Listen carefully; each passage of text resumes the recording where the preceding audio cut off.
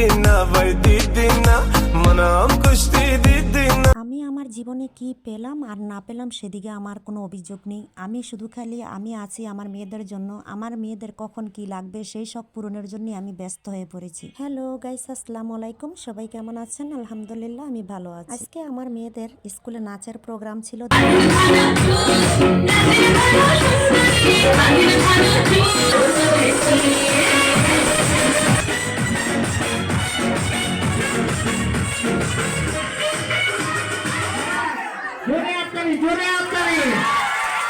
রঙ্গিলা অন্তরে হাবুডুবু তোমারি কথা, রঙ্গবতী রঙ্গবতী রঙ্গিলা অন্তরে হাবুডুবু তোমারি কথা। গতকাল রাতে মেয়েরা বলছিল আম্মু নাচ করবো, শাড়ি নিয়ে দাও। না করার পর দেখলাম ওদের চেহারার দিকে তাকানো যাচ্ছে না। আর আমার একটা অভ্যেস হলো, ওরা কষ্ট পাইলে না আমারও কষ্ট হয়।